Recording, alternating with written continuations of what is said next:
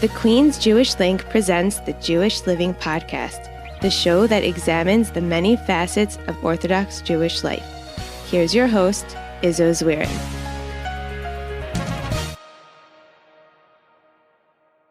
I'm sure by now you're all sick of hearing about COVID-related content. We here at the Jewish Living Podcast are kind of over it as well. So we're going to move on to discuss other topics that the Jewish world is dealing with. Having said that, we are excited to have this week's discussion on the Netflix miniseries Unorthodox. The series is a fictionalized version of the story of Shapiro, who rejects the Hasidic enclave of Williamsburg and runs away to Berlin, leaving her husband to chase after her. And we chose a very suitable guest for this week's discussion. My name is Beatrice Weber, and I am a writer and speaker, and I speak about topics related to women's empowerment and boys' education in the Hasidic community. Beatrice and I will discuss the series from a variety of standpoints, ranging from the accuracy of the portrayal of the Satmar community to the lessons we can take out of the series, and of course, the way Beatrice relates to the character of Esti. I would just like to preface this week's episode with 3 warnings. The first is obviously a spoiler alert. We'll be talking about the show, and we take no responsibility for ruining it for you. Secondly, this episode could be triggering to people both who have gone through similar ordeals and those trying to keep this from happening.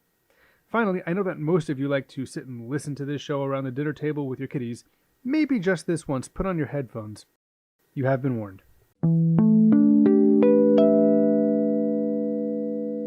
Beatrice, thank you so much for joining me, especially during these crazy times. I'm assuming that you're home with a couple of kids. I know I am, and we're all trying to get through this situation, and I appreciate you taking the time to join me to talk about Unorthodox. If you can give me a little bit of background on you personally. Okay, so I come from the ultra-Orthodox Hasidic community.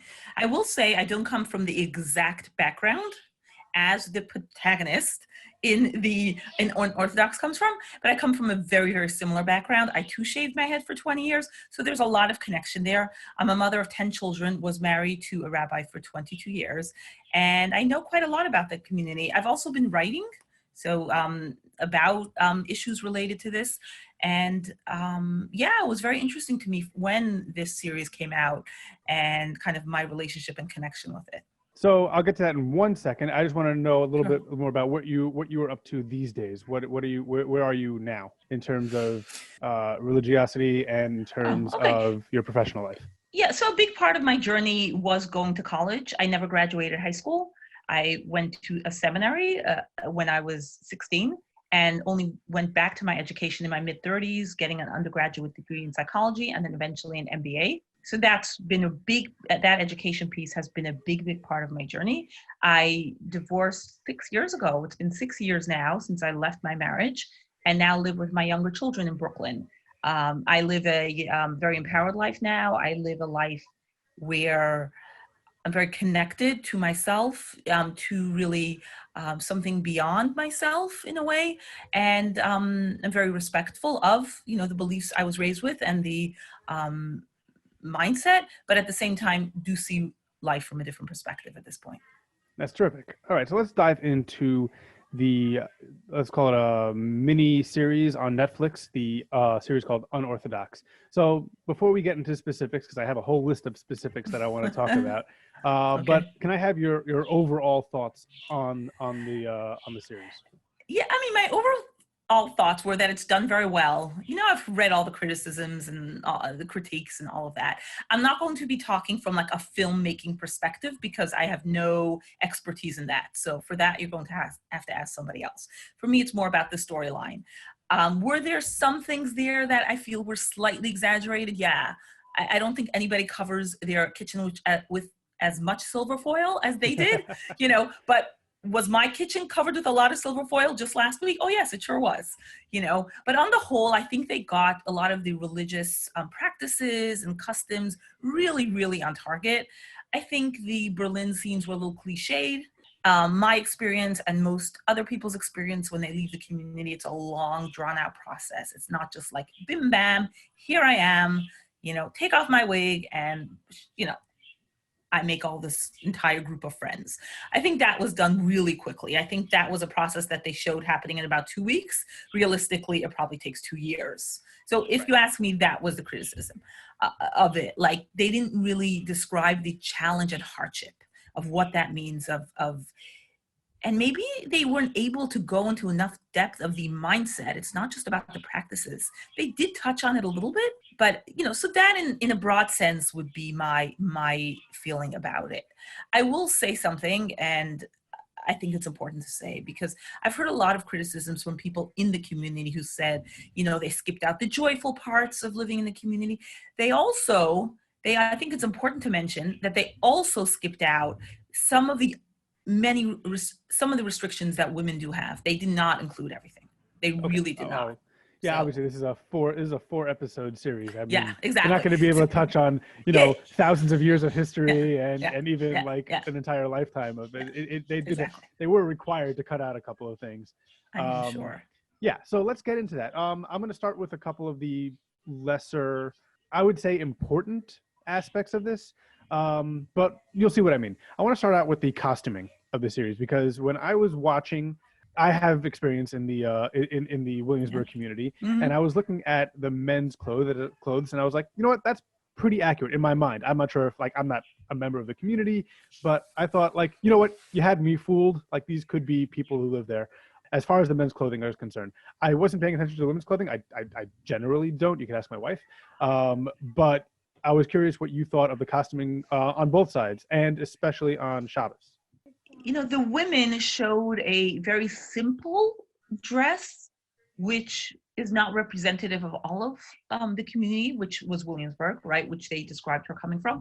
I feel like it showed the very simpler end in terms of dress and in terms of where they lived. I think there was a lot of more extravagant kind of dress within the community, still with the same modesty rules and all of that, but they definitely showed a much simpler side of things. And again, they showed her family coming from with a lot of issues. So this may not have been the mainstream, but it definitely showed a very specific side. There were some issues, some of the ways, like the head coverings of the women were tied, was not great. They could have done a little better.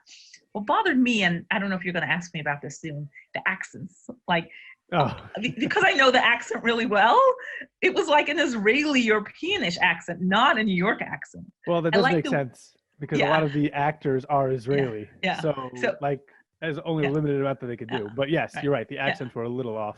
Yeah. I think it was awesome that they did it in Yiddish. I mean, when's the last time a series on Netflix was in that language, Right. So I think it's awesome that they even use that language.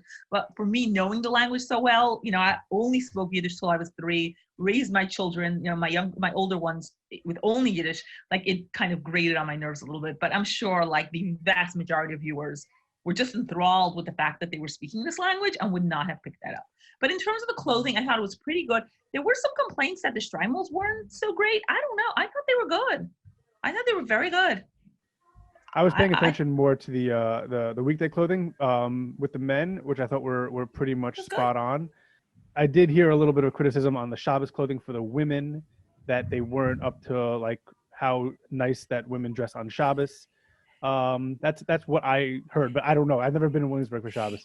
Yeah, but see, kind of that in regards to what I said before, this was a specific, unique niche in Williamsburg where there are women that are very simple. Right. Okay. So meaning your typical person, yes, would probably be dressing more extravagantly, would have more jewelry on, etc., which you didn't see here. Right? The typical woman in Williamsburg would have her pearls, would have her diamond earrings, would have her diamond bracelet, and her diamond watch. That would be typical. You didn't see that here. But again, I think that this was not the typical person. I want to move on to another thing that seemed to be a typical thought throughout the whole series, and where there was a lot of emphasis on the Holocaust. So I grew up in a frum community, in a frum household. We didn't really the Holocaust was a big deal, but it wasn't something that was always on our minds. It wasn't something that was that was shaping everything that we did. It seemed to be, especially the main character in Este's mindset, shaped a lot of her opinion about everything. Is that something that happens in the Hasidic community? It does. Yes. I grew up, all my 4 grandparents were greatly impacted by the Holocaust. They all lost their entire families. Some of them were in the concentration camps, some of them not. But the war, the Milchama, we would call it, was a big, big deal. we weren't even allowed to use the word Holocaust. That was like considered not a good word. I was not allowed to read Holocaust books. We weren't allowed to touch it. My grandfather refused to take any money from the Germans. One of my grandfathers was eligible for it. He refused to take. If we would start talking about anything related to the Holocaust, my grandfather would walk out of the room. Like, it was a big, heavy, a very heavy part of our lives. That's very interesting. Both of my grandparents on my mother's side and my grandmother on my father's side went through the Holocaust. But my grandfather specifically never spoke about it. He also refused to take money. My wife's grandfather used to go around speaking at schools, at public schools, at colleges, wherever they would have him. He wouldn't really even take that much money, if anything. I'm not exactly sure of the details. He passed away right before we got married. So I did have a chance to meet him, but he was very open about his experiences where he went through. So I had a little bit of a different experience where we were talking about it. A lot of the literature that we read in high school was about the Holocaust. But so the Holocaust was not an intellectual study. It was not something to be analyzed and evaluated. It was something terrifying that was very present and impacted their choices that they made in life. I saw that very, very much. I saw that in how it impacted me personally. Impacted that mindset, being very afraid of police, being very, very afraid of authority, anybody in authority, was very, very much present. Yeah. Right. So I'll move on to a different topic that was there. And you brought it up a little bit with Pesach, which my mother used to call the kitchens that were decked out in aluminum foil as Tinseltown. I grew up in a house that, we didn't go to that full extent, but we did use our fair share of aluminum foil. We went through like a Costco roll of aluminum foil every year until they invented these plastic sheets that go over the counters. But my more interesting aspect of this was the Seder itself. Doesn't surprise me where you had the men all scrunched together on one side, women all scrunched together on the other side, and I guess at some points they went into the kitchen. Is that I'm assuming that's typical? Oh, yeah. Yeah. But is that only typical for Pesach, or is that every Shabbos? Every Shabbos, yeah. Every Shabbos, every Yontif, that type of thing? Yeah. Okay. Yeah. Anything else on the Pesach side that was Well, different? and it's all, and the idea is that it's the men contributing, and it's their responsibility to contribute, and the women don't contribute. Where were the children? Because that's kind of the big deal in Pesach, in at least my community. Like the children are the big deal. You want to get them involved. But I didn't even see any children. And all the women were talking about how many children they have and things like that. But you didn't see them at all. That's a good critique. They may not have been able to get hold of too many children. I heard that the boy, I was watching an interview done in Israel. So the little boy that asked the Manishtana was the daughter of two of the actors. One of them was the father, the drunk father, and the aunt are actually married. They're actually married, and their son was the one who asked the Manishtana. Aha. So there might be just a limited number of children they can get. Do this type of a series. Possibly. I can't talk to that, but possibly. But the children generally, if you want to know, like the older boys would be sitting with the men, and the younger children would be sitting with the mothers. Okay. That would be typically done. Yeah. One area that surprised me, my wife not so much she wasn't surprised by this, the lack of, let's say, marital relations knowledge before a chassan or kala class. I only showed the kala class, didn't show a chassan class, but I'm assuming it's the same on both sides. Is it that little knowledge about what goes on? Is that accurate, or? So I had like 12 classes. Okay. And it was a little more stretched out. And I did read secular books as a child. Okay. So I had a little bit more knowledge for sure. All right. From what I hear, so I'm talking, this is just hearsay. Like if I would answer your question, it would just be hearsay. Okay. Like I've heard that that's been people's experience. That's been women's experience. Interesting. We don't know about the men's side? The men is even more extreme, I think. Like they know even less. Yes, because the men are exposed to less, yes. And a lot of them are only taught like the night before. Right. So they often get shocked. Interesting. And I'll go into that a little bit further. And this particular part was bothersome to me because I worked in the Williamsburg community in the medical area. And Esty seemed to get her medical diagnosis from her Kala teacher. I know that they're pretty, I'm not sure that that this is inaccurate in any way, but I know that in that community, they're very interested in going to the doctor for those types of things. They wouldn't necessarily just take the diagnosis of somebody who's not medical. They'll end up going and getting a second opinion at least, and maybe medication and things like that. Am I wrong about this? Because You're somewhat wrong. I'm somewhat wrong. Okay, go ahead. Yeah. Educate me. Yeah, and I can very much relate to this experience. And this even happened to me when I was much older, where I really used a woman that was recommended to me by rabbis to look at a medical problem I was having, and based on her diagnosis or her assumption, it's mind-boggling to me now that that's possible. But I think when because consummating the marriage is considered a religious obligation, it doesn't necessarily fall into the medical field. Like they might not even have and this is me hypothesizing, but they might not even have wanted to get a diagnosis from a rabbi, right? Because this has to be done. With me, from a doctor, right? They would have wanted to get it from a woman from the community, or I mean, I'll talk about this. I had an experience where after I had many children, as you know, I have 10 children, and like the rabbi sent me to a woman in the community to check me. So I literally sat with her, and she had all the equipment that a gynecologist would have to check.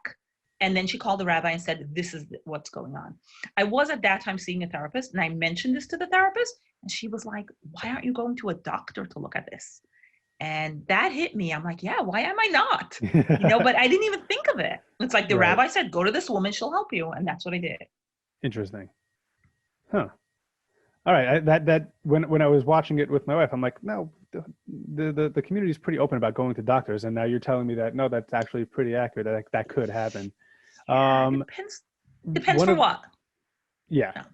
One of the driving underlining storylines here was, and ended up being at the end, and I'm trying to avoid spoilers as much as I can if people want to watch it that haven't already.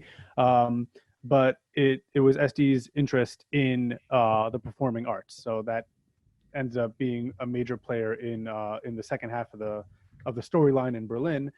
Are there any outlets whatsoever for women who have interests in not necessarily performing arts or hobbies, but even, let's say, a career or business? Is there any way that a woman in these communities can go that route? To a very limited degree. I think Satmar specifically does give a lot of space for creativity for the women in terms of baking, cooking, maybe even a little bit of drawing. Sewing used to be a big thing in the community. So definitely in those areas, but it's very limited. You can't explore further than would prevent you from being a mother and a wife to your children.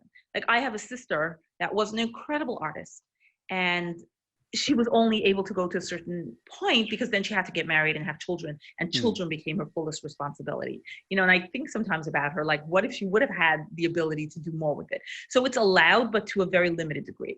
Even things like drawing, or you can do it, but again, just as long as it doesn't interfere with your other responsibilities. Like everything else comes way, way, way before that.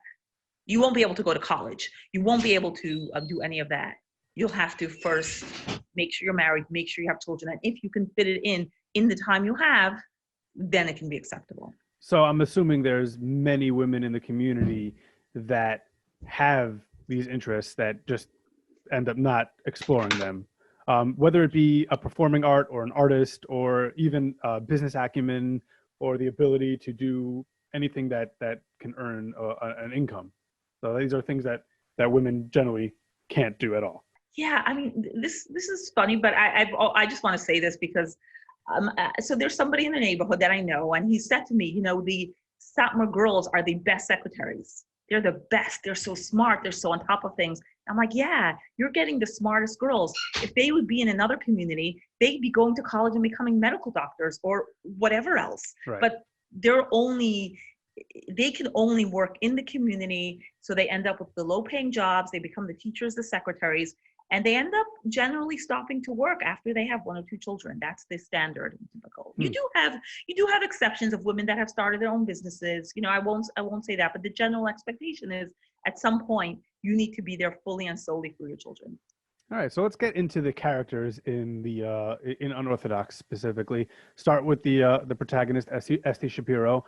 Your thoughts on the way that she was represented and her journey. The journey lasted basically a year because it starts right before she gets. I mean, maybe a little bit longer because a summer engagement's longer, but it goes very little into the engagement side of it. But it's about a year from the time she gets married until the time she leaves, and that rest of the story takes place over like a week. So the representation of her journey from an accuracy or from a humanitarian perspective. I think it was pretty good. Does it describe the typical journey of a Satmar girl? No, right. I don't think so. I think she had her unique life circumstances, number one, but just the fact that she had a mother that had left the community, that she was being raised by an aunt and had a father who was basically an outcast in the community, right? You know, perhaps mentally ill, definitely drunk, put her in a completely different position. You know, her going with her grandfather to collect the rent is not a typical thing. The fact that she even asked somebody to give her music lessons or was able to get music lessons is a big deal from a non-Jewish woman. That's a big deal in the community. So I think her entire upbringing was not typical, and her access to a woman outside the community is not typical. You know, her saying Williamsburg is not America is, which she said, I think when she was in Berlin, is very accurate. You can be living in Williamsburg, but have no access to anybody outside of your immediate community. So I think that it was accurate for her. Like, it could have happened. Right. So I don't know if you were able to listen or if you know who Mark Trencher is. We had him on a couple of months ago to talk about a study he did about Orthodox Jews who leave Orthodoxy, and he did it from a bunch of different perspectives. And he did a bunch of different sections. He boiled it down to reasons why people leave, and there's push reasons and there's pull reasons. Push being people leaving the community because of something that happened internally, and pull reasons meaning something that outside the community that pulled. But you're saying that Satmar women generally don't have even access to those things. They're much less likely to be pulled away rather than pushed. Esti seemed to have both here.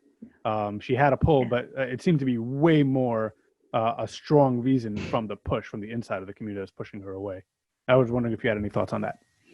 That's interesting. It's an interesting question. And I think with her, it was probably a complex combination. Right. It was very complex for her. On the one hand, she had a desire for the arts. She wanted the arts. It was really, really important to her. On the same time, you see her at her wedding day so happy, right, really wanting to step into her life as a married woman. And perhaps if her marriage would have been different, things would have turned out differently. And I think many people can talk to that. You know, if things would have turned out differently internally for them, they may have made different choices.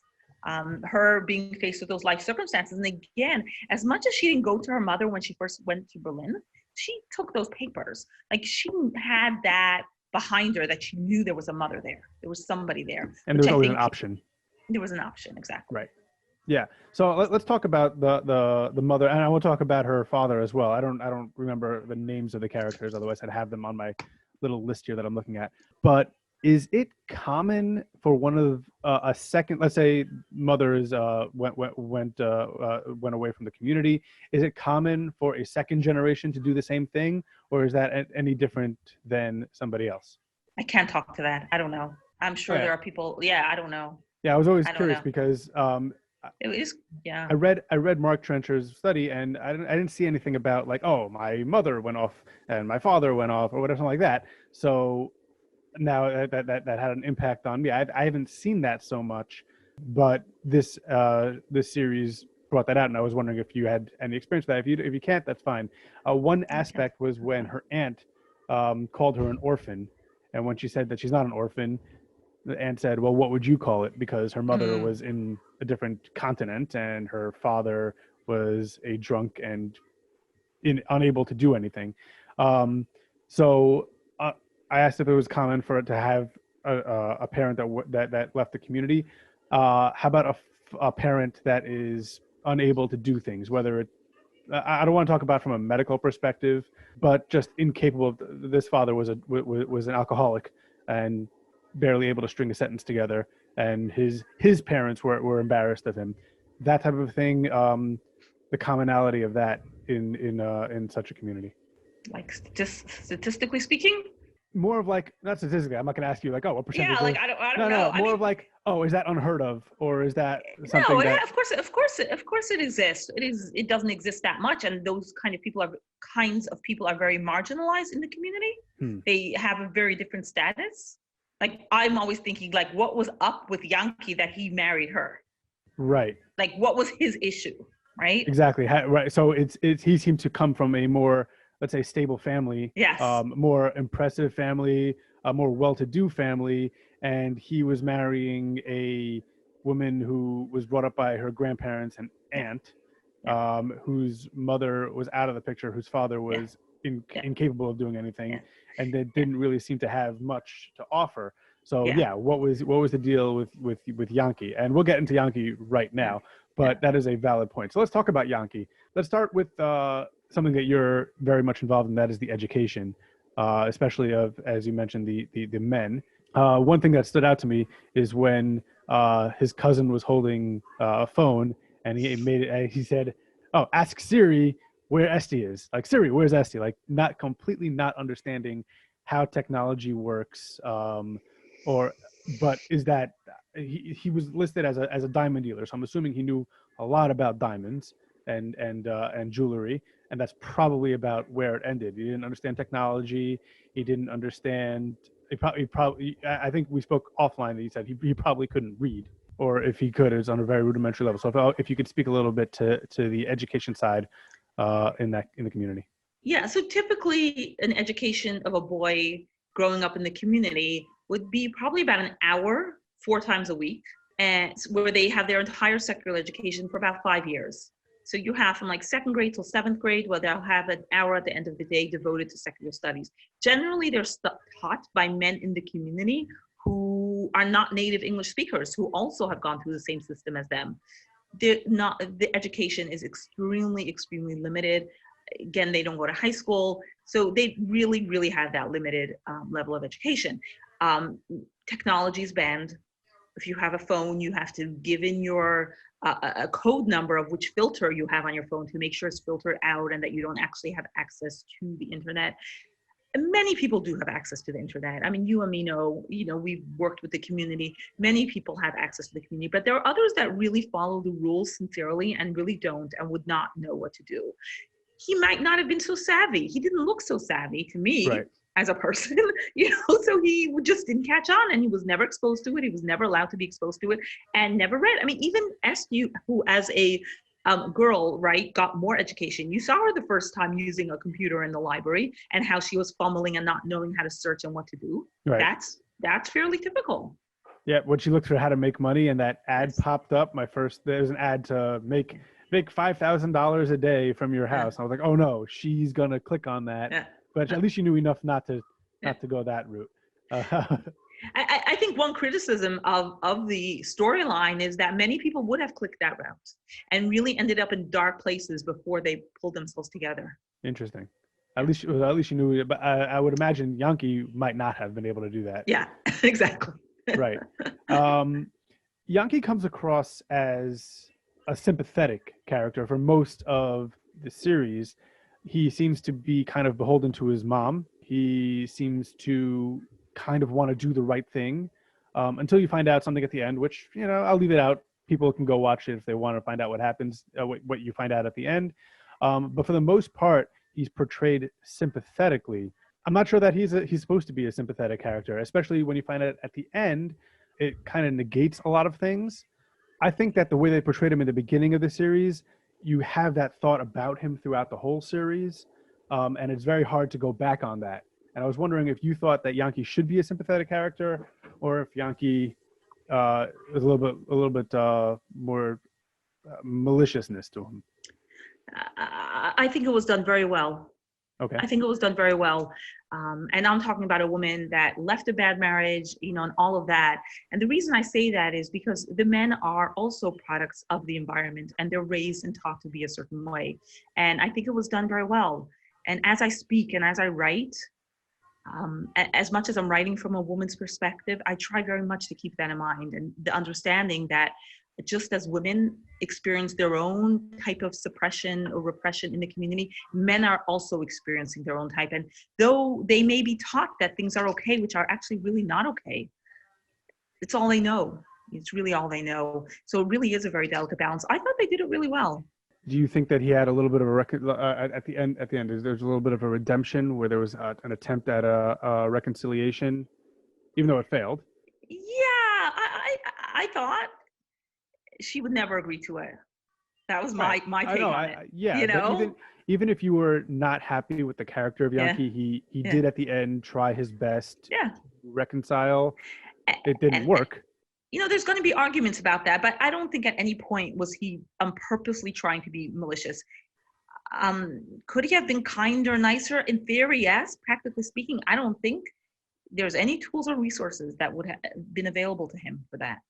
And it took her leaving to make him realize, like, maybe there is another way that I can reach her. I want to talk about who I think is the most compelling character in this story. And honestly, if without the personal, potentially triggering aspect to this, if you're looking at this story from an outsider's perspective, from somebody who's not Jewish, somebody who doesn't know the community, the character of Moshe is probably the most compelling character. So first of all, his backstory, he seems to have been someone who left the community and returned. They did a good job with making his payas shorter, so it seems like he cut off his payas and then started letting him go up. But they weren't as long as Yankees, which were down way past his shoulders, as his were kind of like hanging out around mid cheek level. So I thought that was a nice little touch they added with that character. How common is that for somebody to leave and then return, and then maybe look for a way for retribution for his past sins? Yeah, I mean, he wouldn't look like that, I don't think. Okay. You know, he wouldn't. He would, I think, dress a little more casually. Okay. Right, because here he put on all the garb, right? And besides for his payas, everything else was just in line with what everybody else. I think there would be other nuances in terms of how he was dressed, how he dressed. How common it is for them to come back. That's a good question. Because that was not part of Mark Trencher's study. Like, people who return. There probably are people who return, especially, depending on which circumstances they left, how old they were, and all of that. But I think what's even more common, and I don't know if you're going to be asking me this, is to have that type of person in the community. Yes, we're gonna talk about that right now. In fact, so that type, though, for those who saw it, you know what type of. For those who didn't see it, he's kind of the enforcer in the show. He's the one who was sent out by the rabbi to go track down Esty, who escaped, I guess, and because of his background, I guess this is kind of why they added it in. His background is somebody who left and is coming back. He had a gambling addiction, probably still has a gambling addiction. And the rabbi said something along the lines of, this will forgive everything that you've done, type of a thing. So he's looking for a redemption. There's a redemption arc for him. And he's looking at this as the right thing to do. And he's coming back and he's being enforced. But I'm assuming that there are people in the community that have this job without the backstory. I'm calling it the enforcer. I'm not sure if there's a name for it that I don't know of. But if you could talk a little bit about that type of a character, or that type of a human. In some communities there are actually official organizations, staffed by people that enforce. Communities like Curious Yoel in upstate New York, New Square in Rockland County. Those communities actually have official people that will check you and make sure you're keeping the rules if they suspect that you're not, or follow you around if they think you're going to places you shouldn't be going to. So there is that, of the official people. I've never met any of those, never had interactions with any of those. There are also, unofficial people that will insert themselves into situations where there is a divorce or a controversy or a suspicion, and will follow you or will report back to you or will blackmail you. So there definitely is that. What I found not realistic, and this is a little bit of a spoiler, so I don't want you to talk about it. Go ahead. We're gonna issue a spoiler warning at the beginning. Yeah. So. Was the gun. Okay. I don't think that's very real. But to me, it was very symbolic, and I'm in the middle of writing a piece about what to me it symbolized, but I think that was symbolic. I don't think anybody's experience has been a gun. I also want to point out, which may not be relevant for this, but in terms of the bigger picture around these type of people, when you step away and you make it very clear and use your outside resources for protection, like the police, like the court system, like as simple as taking orders of protection, things like that, like their power crumbles very quickly. So it's really, I'm just saying this for anybody that's listening and thinking, oh my gosh, there are these real people. Yes, there are, but at the same time, when you reach out for outside resources like the police, like the family court or whatever else, oftentimes you can get things put in place where their threats are absolutely meaningless. I wonder if that's definitely in America, but I don't know how that Correct. works when you go outside of the country. Absolutely. One area that I was like shocked about, there's a scene where she's chasing Esty through the streets of Berlin and pulls her into like a van, and she's screaming. I'm like, is nobody doing it? Like, they're running past people. Is this just something that happens in Berlin? Like, just random people run down others and pull them into a van and drive away? And like, yes, it's a regular Tuesday in Berlin. Sure, in Berlin. Yeah, I think a lot of Berlin was dramatized. A lot of Berlin was based on complete fiction. Like, it was not even based on on the memoir that the whole thing was taken. Right. The second part was completely based. Right. Yeah. So there was definitely that drama version. Yeah. Right. So you kind of have to have a suspension of disbelief when you're watching that area. So I did want to focus more on the original part. By the way, just one more question on the Moshe character, because it's the most important. Of course. Are those types of enforcers ever women?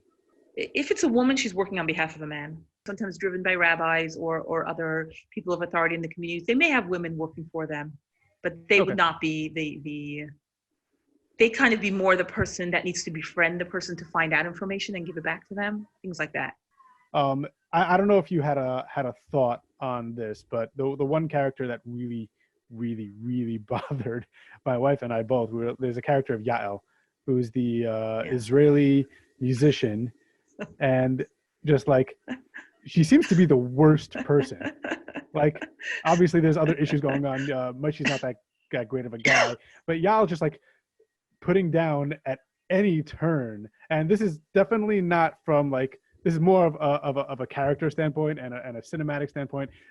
And like, she was this Israeli sarcastic person that was just very blunt, which might be accurate to some extent. But I was wondering if you had thoughts on this character. Yes, I actually lived in Israel for 11 years, so I can talk a little bit about Israelis. Go ahead. Perhaps the argument can be made that she wasn't well developed enough, that there must have been some redeeming factor to her. We see only the harsh part of her. Right. I thought there also might have been some other thing in her backstory that we didn't know, why she had such an animosity. But actually, I think it's not uncommon for Israelis to have that kind of animosity. Right. That's true. And it's you see that when it goes the other way too, because you see that when they check in the hotel and they're like, oh, so nice to get visitors from Israel, and they're like, oh my gosh, no, we're not from Israel. Right. So it kind of goes both ways. The feelings, they're very mutual. That animosity and that, kind of what we spoke about the Holocaust, right? Where the Satmar community is very entrenched in the Holocaust. It's very much part of their identity. And the typical modern Israeli is like, we will overpower them. We're never going to be victims again. So I think is fairly typical. Again, would it have been nice to see a little bit of a redeeming factor? Because as we know, Israelis do have that warmth. They describe them like the sabras, the prickly pears, where the outside is all prickly and the inside is soft and sweet. So we didn't see that soft and sweet side. We just saw that outside prickly side. But yeah, it's fairly typical. Okay. Let's wrap up that aspect of it. What can we learn from this story? Let's say if we're looking for a message to take out of, and we could ignore the second part where they're in Berlin, basically completely. But what about the messages that we could take out of it? Let's talk about it from the Hasidic community, Satmar, if you want to talk specifically, the greater Frum community that isn't part of the Hasidic sect, and the rest of the world, not necessarily Jews in particular, or not Orthodox Jews. So you could start with whichever one of those you want. Yeah.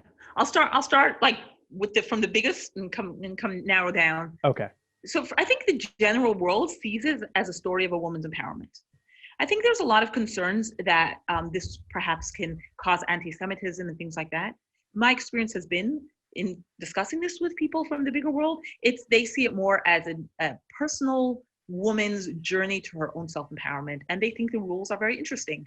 They're not looking at the rules and saying, oh my gosh, they're like, wow, that's awesome. So I think it's really, in the whole storyline is a woman's empowerment, and sometimes the price a woman has to pay or the journey a woman has to go to find your own voice and to find your own empowerment. Honestly, you're right. I don't see this as an anti-Semitic potential. I do see it as an anti-religion potential, because you can take this story and supplant it into any other extremist religion and it comes up the same. Yeah. Where there's somebody trying to escape some sort of a situation that they don't really want to find themselves in, but I can see this as an anti-religious thing. So you're right. I do not think it's an anti-Semitic potential unless you're looking for it. Which you can find anywhere. Which you can find anywhere, right? Yeah. In regards to the general religious community, I think it's important to respect this point of view. I think that it's sometimes very hard when you belong to a religious community to see things like this happening, because you don't practice those things and you can't imagine that a woman or anybody can be experiencing that within a community. And I think it's important to be able to respect that that might have not been your experience, but it's possible that it's another woman's experience. Even within the religious sect that you're in, I've seen a lot of people come up different from sects related to Satmar or outside or in the general Orthodox community, kind of praising their own way of religion. But whenever there is a religion, especially a religion which is patriarchal, which most of religions are, it's common even within your community to have women that are experiencing that type of oppression. And it's important to acknowledge it and to see that that is a possibility instead of whitewashing and saying there's no way it can happen here. Just to be open to the fact that it might be happening. And if things come across your way, be open to that reality. We hope that these type of feelings of oppression never occur to anybody within our community, but be open to the fact that it might be. And also, if you're not Satmar, don't pretend you are and that you know all the traditions. Like, really, you don't know. You have no idea. Yeah. Exactly, which is why with this whole conversation, I'm like, I don't know this. Tell me if I'm being inaccurate about this. But yeah, exactly. We don't know. You don't know. We're as cut off from them as they are from us, I guess, in that regard. Exactly. As you're saying, there is another on Amazon. They have another thing called Unorthodox, which is about a modern Orthodox person. It's more of a documentary style, which we actually started watching incorrectly. Like, we thought that that's what it was. We thought it was on Amazon, and we're like, this isn't it. But we do have in mind to go back and watching that. It's also called Unorthodox, and it's about a modern Orthodox person. I don't know what it's about at all because I didn't really look at it. But other than that, it's about a modern Orthodox person. But I'm not sure where that one goes. But you're right. This could happen. And I just want to add one thing.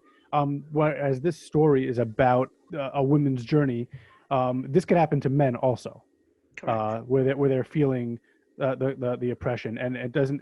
Whereas this story and what we're talking about is a woman's journey. This could easily be a man's journey, and there are plenty of men that go through this, not only in the Satmar community, not only in the Hasidic, not only in the Jewish, not in all around, especially in a lot of religious sects, but also elsewhere where they're going through this type of a situation. Just wanted to point that out because I don't want to get an angry letter later. No, but you're very, very right. It's a human experience thing. It's not individual to any particular sect or to any particular gender at all. In regards to what the community inside can learn, that's a tough question. That's a really tough question. Do I say be open and allow people to make choices? But that's the antithesis of their belief. So that's like, I can't give somebody that advice or feeling. Like, their belief is that things should be done a certain way, and that's the way it should be done. I don't know. I don't know what to say. How popular do you think this series is going to be within the community? How many people do you think are watching this? I think a lot. You think a lot? I think people are watching. Yeah, people are curious. All right. Before we're running a little bit out of time, is there anything else you want to leave us with? I'll tell you what, and this is, again, super personal, but I'm going to say this. I think it's important for women who have gone through these type of journeys to speak up and to share their journeys. I'm a woman whose story is very, very different than the protagonist, Esty, in the story, but yet it's a journey of me finding myself, me contending with many similar issues and going on that journey. And I think it's important for people to begin to share their stories more and more, and that will take away the shame of this. and also the dramatic effect of this.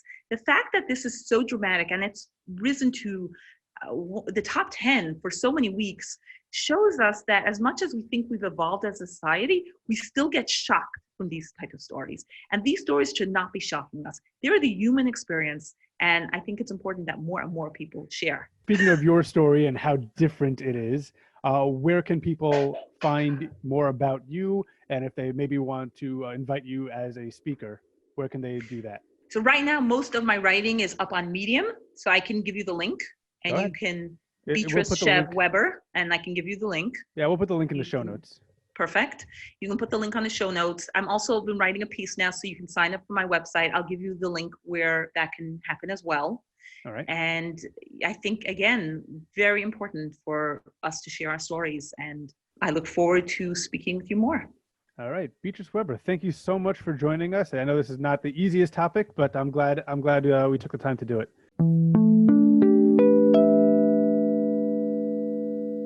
My thanks to Beatrice Weber for her candor and openness in discussing Unorthodox. Beatrice's website is beatriceweber.com. There's one B in Weber. Other links that she discussed can be found in the show notes and on our various social media accounts.